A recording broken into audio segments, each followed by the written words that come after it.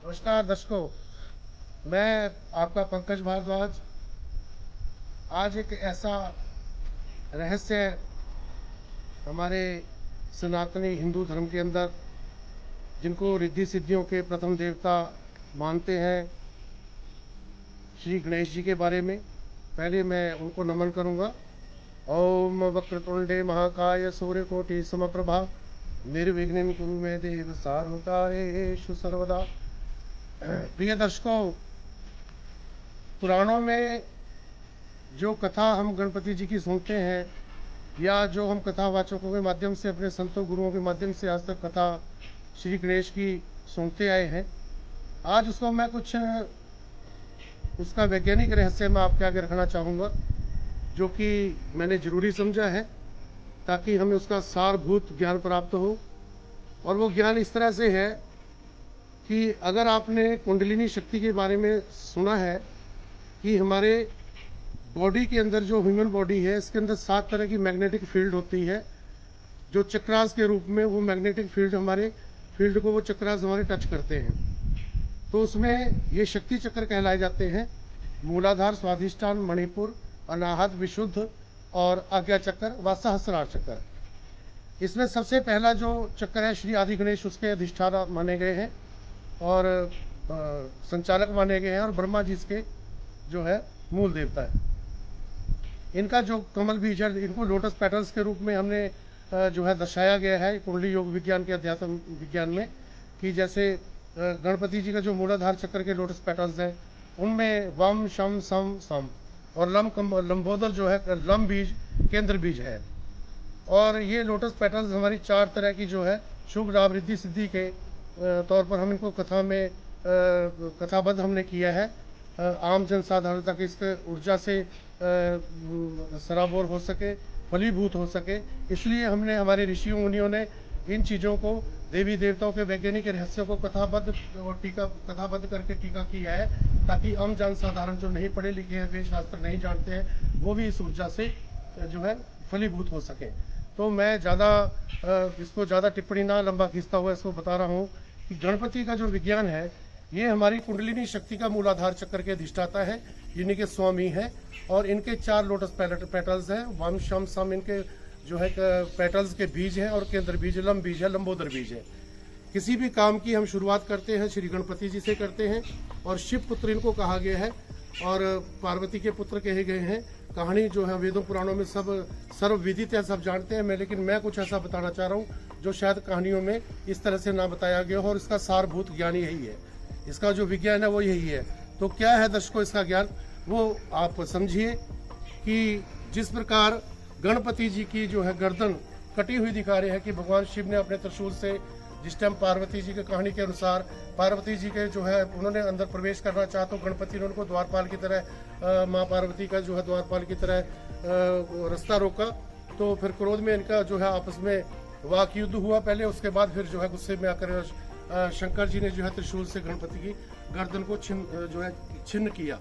यानी कि हटा दिया। लेकिन इसमें क्या है, आप शिवत्व को, ये शिवत्व आपके अंदर भी है, सबके अंदर है। जो हमारा सहस्त्र परम चक्र है, शून्य चक्र है, जिसमें सहस्रों कमल जो है खिल रहे हैं कमल की भांति, ये खिलने वाला जो है अनंत कोटि रश्मियों को लेकर प्रकाशित होता हुआ हमारा ये कुंडलिनी चक्र जो है हमारा सहस्रार चक्र होता है। तो शक्ति जब मूल से नीचे से उठती है, तो हमारा जहाँ पर हमारे जननांग है, वहाँ पर 3.5 कुंडली लगाए हुए, नीचे को अपनी मुंडी किए हुए सर्पाकार ये कुंडली नीचे को गर्दन करके गिरी हुई होती है। लेकिन जब इसका ऊर्ध्वगामी स्थिति में योगियों के योग द्वारा, या जब हम योग करते हैं या ध्यान करते हैं, वह मन को चारों तरफ से एकाग्र करके हम अपने आंतरिक शक्तियों में जो है अपने आत्म खोज में निकलते हैं, तो सबसे पहले इसका जो है मूलाधार पहले चक्कर पर जो है इसका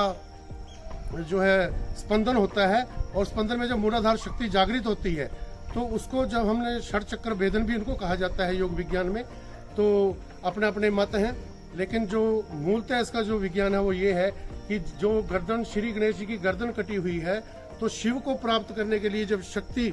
तैयार होती है, यानी कि शुद्ध होती है, नहाती है पार्वती, शुद्ध होती है, तो वहाँ गणपति रोकते हैं ऊपर से। इसलिए जो है हम कहीं माता के मंदिर देखते हैं, माँ दुर्गा के मंदिर देखते हैं, तो उसमें द्वारपाल गणेश जी को बैठाया होता है ताकि कोई भी शक्ति सीधी आके टकरा के माँ के गर्भगृह में प्रवेश ना करे। तो गणपति की जो ऊर्जा है वो मूलाधार शक्ति की ऊर्जा है, जो हमारी स्थिरता की, स्थायित्व की और पृथ्वी तत्व की ऊर्जा है, जो बहुत स्थिर, स्थायी व बहुत अड़िग तरह की शक्ति होती है। ये जो है किसी भी शक्ति को ऊपर जाने के लिए जो है, किसी भी दूसरी शक्ति को या नकारात्मक ऊर्जा को ऊपर जाने के लिए रोकती है। तो इस यहाँ पर यहीं पर देव और दानवों का जो है असुर और असुरों का युद्ध भी यहीं से प्रारंभ होता है। तो गणपति मूल में जो है, आदि शक्ति के मूल में जो है गणपति,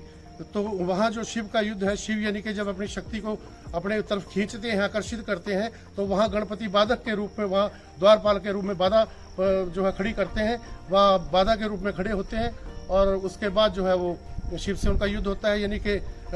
एक जो है दोनों के बीच में एक फ्रिक्शन पैदा होती है, और दोनों के फ्रिक्शन में जो गणपति की गर्दनें कट जाती है। यानी कि जब मूलाधार शक्ति का केंद्र हमारा जागृत होता है, सिद्ध होता है,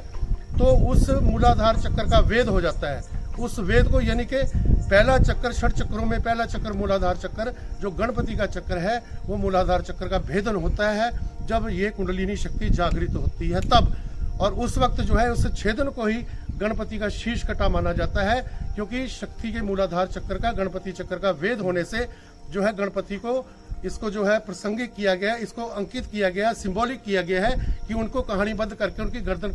काटी बताई गई है। ये गर्दन कटना ही जो है मूलाधार चक्कर का की जागृति है। तो नहीं तो भगवान शंकर जब हाथी का सिर जोड़ सकते थे, तो गणपति का कटा हुआ सिर भी जोड़ सकते थे, लेकिन वहां उन्होंने गर्दन इसलिए दिखाया है कि एक लंबी सूंड, लंबे कान, बड़े कान, शूपाकार कर्ण हो, ताकि बहुत ज्यादा सुनने वाले और बहुत ज्यादा सूंघने वाले, बहुत ज्यादा अपने पेट में खपाने वाले और ज्ञान के स्रोत माने गए हैं, और लॉर्ड ऑफ इंटेलेक्ट, बुद्धि के स्वामी माने गए हैं, ताकि उन जैसा बुद्धिमान, उन जैसा तर्कशील कोई भी नहीं है। इसका के तर्क कुतर्क करने वाला चूहा, उनकी सवारी दी गई है, जो तर्क वितर्क की तरह हर चीज को तर्क के रूप में काटता है। चूहे का उनको सिंबलाइज किया गया चूहा सवारी दिखा के, अन्यथा ऐसे जो है सहज रूप में नहीं होता। तो इसके पीछे विज्ञान यही है कि ये तर्क के ऊपर प्रतिष्ठित है। चूहे रूपी तर्क कुतर्क करने वाले उनके ऊपर प्रतिष्ठित है। वो ज्ञान के महासागर है, लंबा सुनते हैं, लंबा समझते हैं और गहरा